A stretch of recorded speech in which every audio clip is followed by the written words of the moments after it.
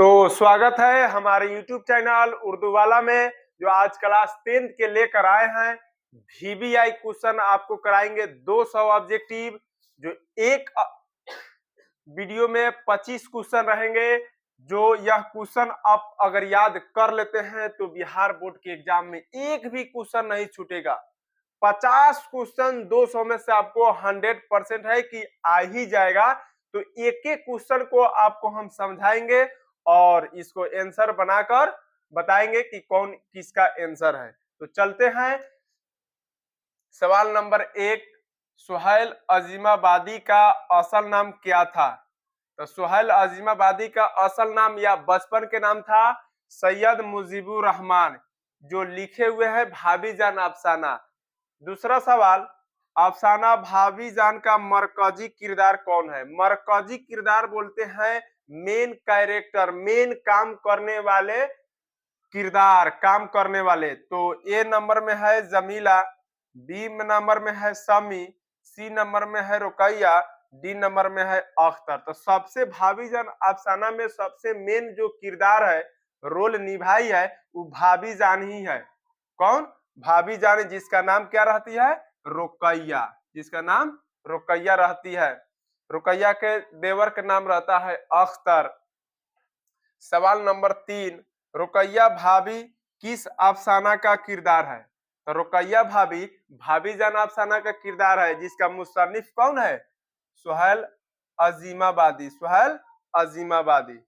सवाल नंबर 4, कमर जहां की पैदाइश सूबा बिहार के किस जिला में हुआ था? सूबा बिहार मतलब राज होता है, किस जिला में हुआ था?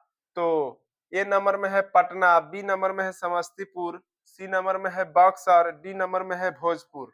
तो कमर जहां की पैदाइश हुआ था समस्तीपुर में।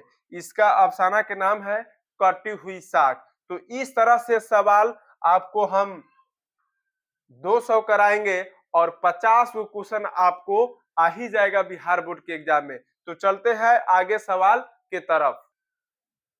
तो चलते हैं सवाल नंबर 5, जिसका नाम है निगार अजीम का असल नाम क्या था? तो निगारे अजीम का असल नाम मलका मेहर निगार था, जिसके अफसाना है आसियाना। सवाल नंबर 6 में चलेंगे। कार्बन डाइऑक्साइड गैस में कितना इजाफा हुआ? इजाफा का मतलब होता है बढ़ना।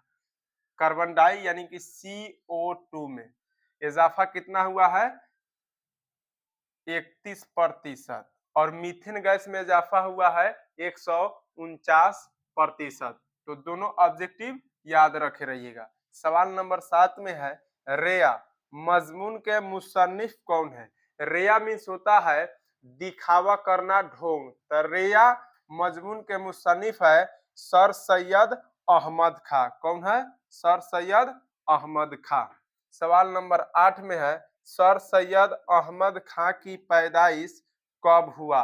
तो याद रख रहिएगा, सर सैयद अहमद खां की पैदाइश 1817 में हुआ। 1910 में सैयद मोहम्मद मोहसिन का हुआ है। 1938 में शबनम कमाली का हुआ है। सवाल नंबर 9 में चलेंगे। अदब की पहचान किसकी तसनीफ है? तसनीफ बोले या नेगार बोले या मुसन्निफ बोले, तो तीनों एक ही बात है। तो ऑप्शन में देखिए कि डॉक्टर अब्दुल मुगनी किधर है? डॉक्टर अब्दुल मुगनी की यह तनकीद नेगार करते थे। तो इस तरह से भी सवाल रहेगा कि डॉक्टर अब्दुल मुगनी क्या करते थे? तो तनकीद नेगार करते हैं। अब चलते हैं आगे 10 नंबर सवाल की तरफ। तो सवाल नंबर 10 की तरफ चलते हैं। अब्दुल मुगनी किस सिन्फ के लिए जाने जाते हैं? सिन्फ का मतलब यह क्या करते थे? तो तनकीद नेगार करते थे। इनका लिखा हुआ अदब की पहचान मजमून है। तो क्या है?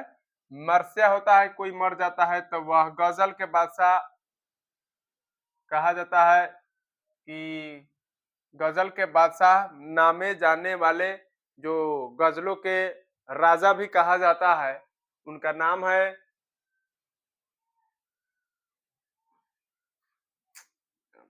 आंसर है तनकीद। गजल के बादशाह कहा जाता है मिर्जा गालिब को। तो चलते हैं आगे, सवाल नंबर 11। भीमराव अंबेडकर की परवरिश किसने की? परवरिश का मतलब होता है लालन पालन पोषण कौन किए? तो इसके करने वाले हैं खाला। खाला जगह छोड़कर अगर आए मौसी तो मौसी पर टिक लगा दीजिएगा। कुल यह 14 भाई बहन थे।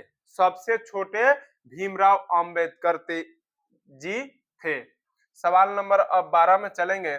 भीमराव अंबेडकर वालिद कौन सी मुलाजमत करते थे? मुलाजमत का मतलब होता है नौकरी। तो कौन सी नौकरी करते थे? तो इसमें ऑप्शन में याद रख रहिएगा, फौजी पर नौकरी करते थे, यानी कि देश के बॉर्डर पर काम करते थे फौजी के रूप में। अब सवाल नंबर 13 चलेंगे। भीमराव अंबेडकर की शादी कितने बरस की उम्र में हुआ? तो भीमराव अंबेडकर की शादी 14 बरस की उम्र में रामाबाई से हुई, जो 9 बरस की लड़की थी। कितने साल की उम्र में हुआ? 14 बरस की, रामाबाई से। वालिदा के नाम था भीम बाई, वालिद के नाम था भीमराव अंबेडकर के राम जी मालू जी सकपाल। तो चलेंगे अब सवाल नंबर 14 में। भीमराव अंबेडकर के वालिद किस ओहदे से सबकदोश हुए? सबकदोश होते हैं रिटायर, ओहदे में होता है नौकरी। तो भीमराव अंबेडकर के वालिद सबकदोश हुए थे, रिटायर हुए थे मेजर के ओहदे से, यानी कि मेजर की नौकरी से। अब चलेंगे इसके आगे सवाल नंबर 15। तो अब जानेंगे सवाल नंबर 15। लुत्फुर रहमान का आबाई वतन कहाँ था? आबाई वतन बोलते हैं उसको मेन अपना जगह का ताल्लुक। तो ऑप्शन नंबर ए में है दरभंगा, बी में है पटना, 3 नंबर में है मुजफ्फरपुर, 4 नंबर में है दानापुर। तो इसका आबाई वतन था रेवंडा जिला दरभंगा। राइट आंसर इसको मारिएगा। सवाल नंबर 16 में है आर्यभट्ट का ताल्लुक किस ओहदे से था? तो आर्यभट्ट का ताल्लुक गुप्त ओहदे से था। यह अपनी पैदाइश हुआ था आर्यभट्ट की 476 में और 564 ईसा पूर्व में वफात हुआ था। इन्हीं को कहा जाता है पाइथागोरस के साइंसदा। साइंसदा बोलते हैं वैज्ञानिक, इंग्लिश में बोलते हैं साइंटिस्ट। तो सवाल नंबर चलेंगे आगे, 17 नंबर है। आर्यभट्ट ने अपना तजुर्बागाह कहाँ कायम किया? तो यह अपना तजुर्बागाह तरेगना में किया, जो पटना से कुछ दूरी पर है। इसी जगह पर जाते थे और अपनी सूरज ग्रहण और चांद ग्रहण को वह अपनी आंखों नंगी से देखकर और सत्यापित कर दिए। यही जगह है तरेगना। तो वहां अपनी तजुर्बागाह कायम किया। अब चलते हैं सवाल नंबर 18 की तरफ। तो सवाल नंबर 18 अब जानेंगे, ड्रामा की तकमील का लाजमी आंसर क्या है? तो ड्रामा का होने के लिए हमको सबसे पहले चाहिए स्टेज। इसका आंसर राइट क्या हो जाएगा? स्टेज। सवाल नंबर 19 है, नसूह की बीवी के नाम क्या था? तो नसूह की 3 गो बेटी, एक का नाम था आलिया, दूसरा के नाम था हमीदा जो मझली बेटी थी, और एक सबसे छोटी थी उसका नाम था नन्ही बउआ। तो नसूह की बीवी का नाम था फहमीदा और हमीदा उसकी। सवाल नंबर 19 जानेंगे, नसूह की बेटी का नाम क्या था? तो बेटी के नाम था मझली हमीदा।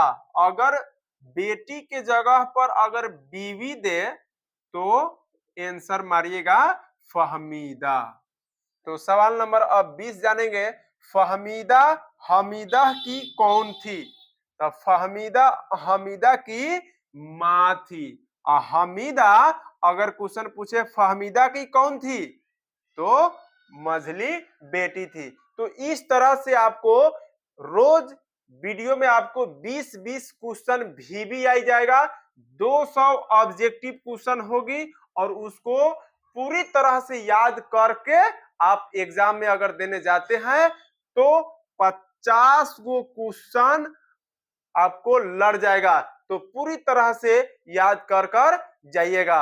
अगर नए नए आए हैं तो सब्सक्राइब और बेल आइकन और लाइक करना ना भूले। तो जय हिंद।